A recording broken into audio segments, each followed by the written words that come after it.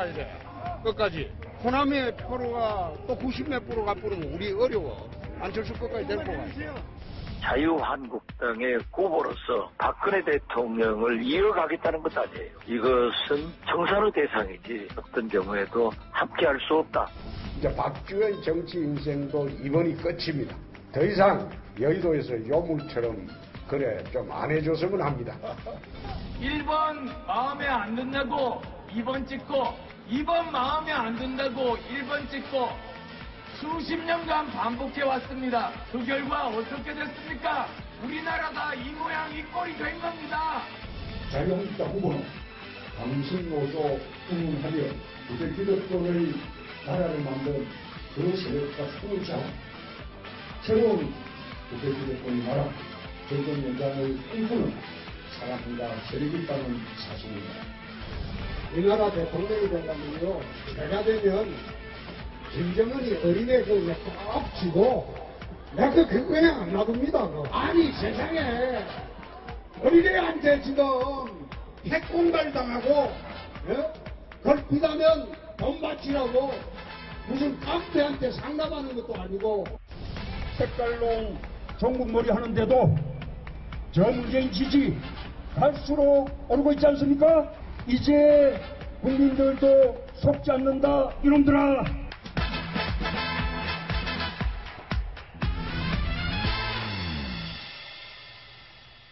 자, 이제 대선이 며칠 안 남아서일까요? 안 그랬던 대통령 후보들의 말이 점점 억양이 세지고 단어도 거칠어지고 점점 강해지는 것 같습니다. 자, 그런데 홍준표 후보가 과연 이렇게까지 2위를 바짝 뒤쫓아올지 예상을 했었습니까? 어땠습니까? 저는 지난주에 그 대구를 이틀 다녀왔는데요. 네. 화요일과 수요일 이틀 다녀오면서 느낀 게 홍준표 후보의 지지율이 조금 오를 수 있겠구나. 네. 왜냐하면 제가 갔을 때까지만 하더라도 안철수 후보를 상당히 많이 지지하는 지역이었거든요. 그랬죠. 그런데 실제 시장이라든지 아니면 그 거리에서 만난 시민들 얘기가 그래도 홍준표를 좀 찍어줘야 되지 않겠는가. 네. 그래서 이제 이 보수 표심이 이 자유한국당 홍준표 후보로 좀 결집하고 있는 모양이 나타났기 때문에 네. 지지율이 좀 오를 것이라고 예상을 했는데 네. 그 예상대로 지금 15%를 이미 돌파를 했기 때문에 네. 이 15%는 이 선거운동 비용을 100% 다 보전받는 지지율. 어떻게 보면 이제 후방이 굉장히 튼튼해졌다 이렇게 볼 수 있거든요. 앞만 보고 달릴 수 있는 이 기반을 마련했기 때문에 네. 더 지켜봐야 될 것 같습니다. 게다가 또 이 지지율이요. 지금 오차범위 이내로 지금 가까이 접어들었거든요. 이건 굉장히 의미 있는 상황인 거죠. 홍준표 후보에겐. 하지만 안철수 후보에게는 지금 굉장히 안타까운 상황이고 문재인 후보도 절대 이제 무시할 수 없는 3위가 됐습니다. 네, 맞습니다. 근데 사실 지금 안철수 후보의 지지율이 네. 3월 말에 민주당 경선이 끝나면서 폭등을 한번 했습니다. 그렇죠. 38%까지 올라갔었죠. 당시 3월 말 갤럽 조사에서 19%였었습니다. 네. 그런데 경선이 끝나고 35%, 그리고 그 다음 주에 37%까지 올라가서 양강 구도가 됐다가 그 이후에 TV 토론, 그리고 몇 차례 좀 구설수가 있었던 발언들, 네. 그게 거치면서 또 동시에 홍준표 후보의 어떤 보수층 결집, 이게 이루어지면서 네. 지금 굉장히 급속도로 안철수 후보의 지지도는 빠지고 있고 네. 홍준표 후보의 지지도가 올라가고 있는 것으로 보입니다. 네. 그리고 사실 지금 대선이라는 전국 단위의 대규모 선거는 조직이 굉장히 중요합니다. 네. 자유한국당 같은 경우에는 당원만 추산 거의 한 300만 명 가까이 됩니다. 네. 그런데 안철수 후보의 국민의당은 아무래도 창당된 지 얼마 안 됐다 보니까 네. 전국 기반의 당원이나 조직이 상당히 취약한 편입니다. 네. 그러다 보니까 홍준표 후보 같은 경우는 상대적으로 이 대선이라는 큰 선거 운동을 아무래도 조직적으로 할 수가 있는 거고 안철수 후보 같은 경우는 그 반대 입장에 놓이다 보니까 아하. 그런 어떤 공중전, 지상전 이 두 개가 적절히 조화가 돼야 되는데 네. 안철수 후보 같은 경우는 지금 지상전이 받쳐주지 못하다 보니까 네. 이런 바닥에서의 민심, 지지율들이 조금씩 빠지고 있는 게 아닌가 네. 이런 분석들이 나오고 있습니다. 네, 제가 대구에 그 취재 가서 목격한 것이 방금 그 얘기한 그대로였는데요. 네. 그러니까 안철수 후보의 경우에는 유세차 혼자서 로고송을 틀어놓고 유세를 하고 있습니다. 아하. 왜냐하면 이제 그 지역에 그만큼 선거운동을 함께 해줄 수 있는 이제 당원들이 굉장히 적다 보니까 네. 그랬던 것 같고요. 문재인 후보의 경우에는 유세차 주변에 한 뭐 10여 명 남짓 네. 이런 사람들이 파란 잠바를 입고 함께 이제 선거운동을 하고 있는 모습을 볼 수 있었는데 그런데 이제 자유한국당의 텃밭이라고 할 수 있는 대구여서 그런지는 모르겠지만 큰 사거리에 유세차를 세워놓고 이 사방에 사람들을 빨간 옷을 입혀서 세워놓고 아하. 흰 장갑을 입고 이제 율동을 하는 모습을 보니까 네. 아 여기는 확실히 이 자유한국당의 당세가 센 지역이구나 네. 이런 것이 이제 시각적으로 좀 느껴지더라고요. 그렇군요. 그런데 이제 열심히 선거운동을 하게 되면 그걸 지켜보는 사람들이 그냥 지나가는 것이 아니라 이 차문을 열고 이제 손을 흔들어 준다든지 네. 화답을 하기 때문에 이게 약간 시너지가 날 수 있거든요. 네. 그래서 이제 이 선거운동이라는 것이 뭐 메시지도 중요하지만 어떤 세를 형성해서 보여주는 것도 굉장히 좀 중요하지 않나 뭐 네. 이런 생각이 좀 들었습니다. 자, 그 TK에서의 그런 분위기를 등에 업어서일까요? 홍준표 후보가 무언가 자신감을 강하게 내비치는 이야기를 SNS에 올렸다면서요? 이현수 기자 어떤 내용입니까? 네, 오늘 오전인데요.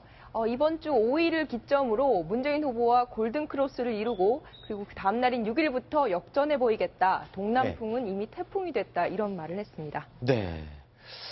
자, 우리 뉴스탑10 뉴스 전문가 네 분에게 한번 물어보겠습니다. 과연 홍준표 후보, 문재인 후보를 6일부터 역전을 할 수 있을 건지 우리 패널들의 생각을 한번 들어보겠습니다. 먼저 강경석 기자의 생각 먼저 들어볼까요? 네, 저는 문재인 후보까지 미치진 못하더라도 네. 안철수 후보와는 충분히 2위 싸움을 접전을 벌일 걸로 저는 예상을 하고 있습니다. 아까 말씀드린 대로 대선이라는 선거는 큰 조직이 필요한 선거입니다. 그러다 보니 한국당의 어떤 보수층 결집, 이거를 무시할 수는 없을 것 같습니다. 그렇군요. 자, 두 번째로 구자홍 차장의 생각을 들어보겠습니다. 어떻습니까? 같은 얘기를 반복하게 되겠는데요. 네. 저는 보수층이 지금 결집하고 있기 때문에 2위로 올라서는 것은 좀 시간 문제다라는 생각이 듭니다. 그런데 이제 한 가지 홍 후보에게는 안타까운 것이요. 선거법상 5월 3일 이후부터는 그 선거 그 여론조사 결과를 공표할 수가 없습니다. 그러니까 만약 실제로 그 조사 결과에 변동이 있다 하더라도 이걸 언론에서 공표할 수 없기 때문에 그 결과는 국민들이 알기가 좀 어려울 수 있다 이런 생각이 듭니다. 네. 자, 오차 범위 내에 있는 2위 안철수 후보를 과연 꺾을 수 있을지 6일을 기점으로 양지열 변호사의 생각 들어보겠습니다. 저도 올라갈 수 있을 것으로 보입니다. 네. 일단 왜 그러냐면 안철수 후보가 이게 성장세가 멈춰서 딱 내리막길로 돌아가는 순간에 기존의 보수의 대안이었기 때문에 지지했던 보수층들이 혹시 선거에서 이기지 못할 것 같으면 어차피 확실한 보수인 홍준표를 찍어줘서 지지층 나중에 보수의 어떤 기반이라도 만들어주자는 쪽으로 바뀔 가능성이 있어서 안철수 후보의 자리가 좀 위태롭다라고 생각합니다. 그렇군요. 마지막으로 정치부 강경석 기자의 이야기 들어보겠습니다. 아, 죄송합니다. 이현수 기자의 얘기 들어보겠습니다. 네, 저도 가능하다고 생각을 하는데요. 왜냐하면은 안철수 후보에게 올렸던 그 보수층의 지지는 사실 안철수 후보가 좋아서라기보다는 문재인 후보가 싫어서라는 그 분석이 많았기 때문에 안철수 후보의 그 지지세가 내려가면서 이게 다 홍준표 후보에게 좀 가는 경향이 있지 않을까 이런 해석도 나오고 있습니다. 자, 그렇다고 해서 안철수 후보가 과연 그냥 앉아있지는 않을 것 같습니다. 안철수 후보도 지금 반등의 기회를 굉장히 노리고 벼르고 있을 것 같은데요. 어떻습니까? 안철수 후보는 어떤 반등의 기회를 잘 활용할 수 있을까요? 이 반등의 기회는 이제 김종인 전 대표를 만나서 네. 이 공동정부 이제 준비위원장을 맡긴 거 아닙니까? 네. 그런데 이제 이 맡기는 시점이 조금 별로 좋지 않았다고 봅니다. 네. 그러니까 어떻게 보면 이 각 당 경선이 끝나서 안철수 후보 지지율이 급상승해서 양강 구도가 형성이 됐을 때 네. 그때 많은 사람들이 얘기한 거 그거 아닙니까? 40석 소수 정당으로 과연 국정을 책임질 수 있을까? 네. 이제 그런 의구심이 들 때 국정 경험이 많은 분들을 이 함께하는 모습을 보였더라면 네. 오히려 그 지지율을 유지하거나 아니면 오히려 좀 더 오를 수도 있었는데 네. 지지율이 하락하는 상황에서 이 외부에 그 손길을 내밀다 보니까 이제 다급하니까 이 도움을 요청하는 거 아닌가? 네. 그래서 조금 시점상 늦은 거 아닌가? 이런 이 생각을 낳게 하고 있기 때문에 네. 과연 이제 반등에 성공할지는 좀 더 지켜봐야 될 것 같습니다. 네. 강경석 기자. 근데 실제로 정치권에서도 지금 구자홍 차장 얘기를 굉장히 많이 합니다. 네. 그러니까 안철수 후보에게 기회가 분명히 왔었습니다. 네. 그런데 그때 그 기회를 살리지 못한 겁니다. 네. 이게 지지율이 상승 국면에 있을 때 그 자기에게 남은 2%의 조각을 채우기 위해서 공동정부 구상이랄지 김종인 네. 전 대표와의 연대랄지 이런 걸 밝혔다면 충분히 탄력을 받을 수가 있었던 상황이었는데 이게 지금 아까 말씀대로 지지율이 떨어지는 순간에 네. 이렇게 연대 얘기를 하고 단일화 얘기를 하기 시작하는 순간 기존 지지층들은 기존 지지층들은 물론이고 안철수 후보를 지지할 수 있었던 잠재적 지지층들도 네. 이거 안 될 것 같으니까 지금 이렇게 하는 거 아니냐 네. 이런 생각을 하는 게 이번 아하. 그 대선의 굉장히 큰 특징 중에 하나입니다. 같은 카드임에도 불구하고 어느 시점에 그 카드를 내놓느냐에 따라서 유권자들의 마음은 정반대 방향으로 흐를 수가 있겠군요. 그렇습니다. 네. 그러니까 잘 나가고 있는데 손을 내밀면 아니 저렇게 잘 나가는 사람이 나에게도 도움을 요청하는데 네. 열심히 가서 도와줘야지 이제 이런 네. 생각이 들지 않겠습니까? 그렇죠. 그런데 잘 나갈 때는 본체만치 하다가 어려워지니까 이제 도움을 요청하네. 그러면 이제 사람 마음이 그때 잘 나갈 때는 그 모른 채 했다. 이제 이런 서운한 감정이 좀 앞설 수 있는 거거든요. 네. 이제 그런 점이 있어서 지금 조금 어려움에 처해 있는데 물론 뭐 아직 시간이 좀 남아 있기 때문에 진정성을 가지고 이 반등을 위해서 노력을 한다라면 뭐 다시 한번 기회가 있을 수는 있다 이렇게 봅니다. 알겠습니다.